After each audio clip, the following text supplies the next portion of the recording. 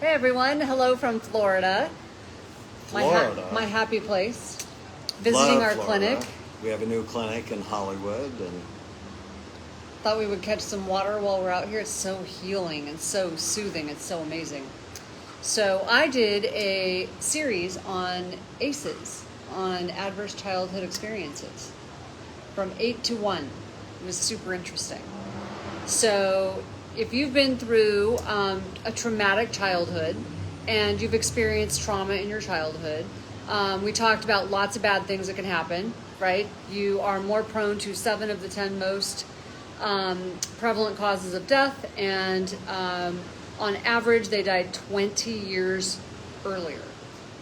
But your history doesn't have to be your destiny. One of the things I talked about was the brain issues that go along with ACEs, people who have been through childhood trauma. So I have the brain expert.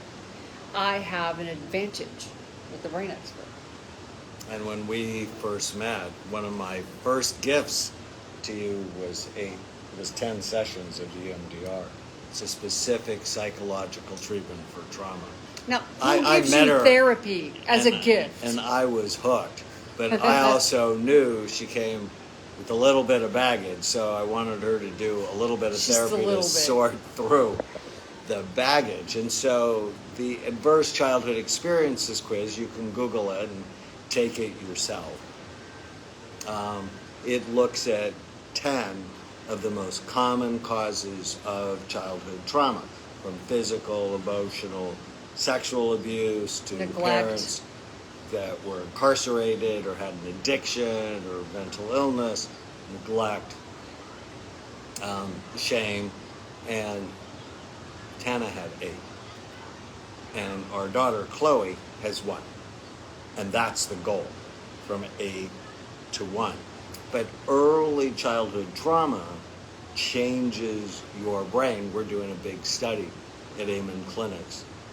And what we found is it activates many of the limbic or emotional structures of the brain, so you can actually become more reactive, more emotional, more afraid, and the therapy helps to settle that down. But if you don't take care of it, it can have lasting negative impacts, higher incidence of depression, higher incidence of anxiety disorders, addictions, and even dementia. So one of the things that I was fascinated about when I started reading and studying ACE scores is it explained my whole life, right?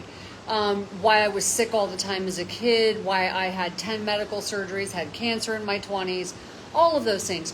But when it came to the brain, I was really fascinated because and I talked about this in one of my previous live chats.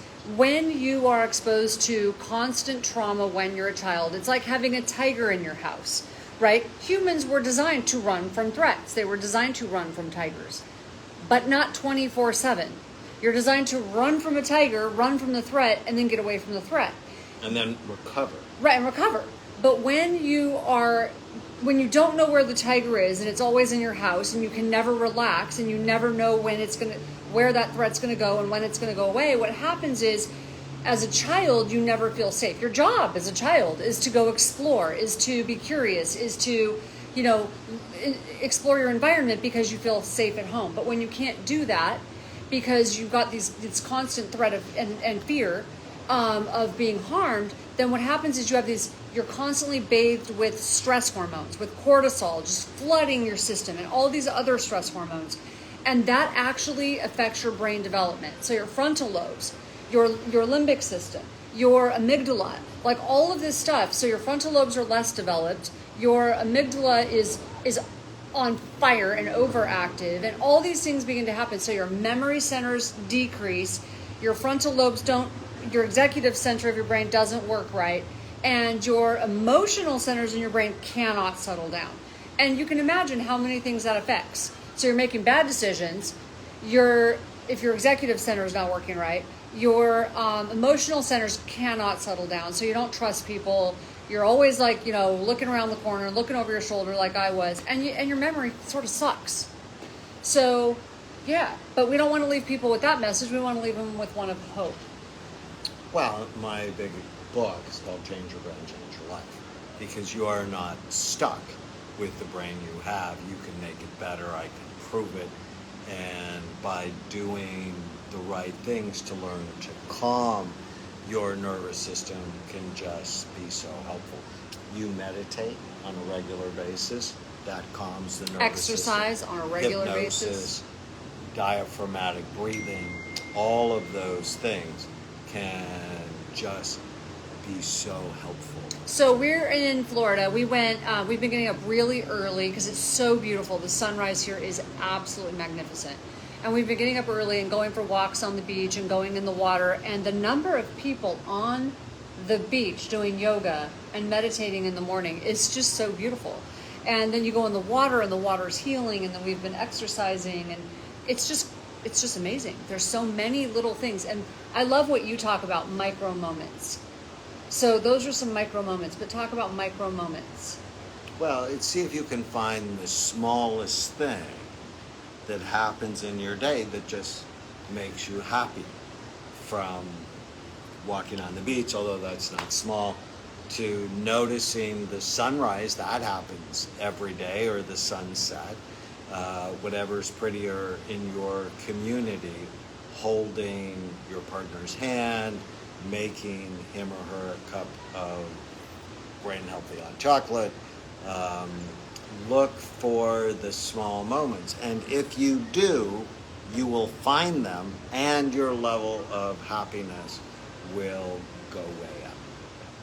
Awesome. So we're going to lose these comments. I love reading your comments. I'm going to lose these comments when I post this. I will post this video. So we're going to be talking a lot about adverse childhood experiences because they are very common. So, you wish they weren't, because you're like, why do children have to go through this? But they're very common.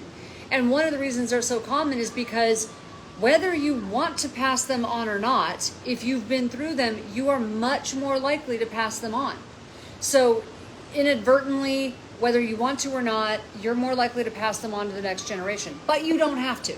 So I love this comment. I've been floating in the Gulf this week and feels like my cares are literally floating away. That's how I felt. We were just in the water. I'm like, still have my bathing suit on. And it just felt amazing. It's like magical when you're in the ocean. There's something magical about water. And if you can't actually be in the ocean, get a video, or just in your imagination, go to the safest, most beautiful place you can. That will help. Even tubs. There's just something magical about soaking, right? So, anyways, so we don't want to pass those on. We want to start learning how to break this cycle. Your history doesn't have to be your destiny, and even though you're much more likely to pass this on if you're unaware, you don't have to pass this on to your children. You can break this cycle with the next generation. Amen. Amen.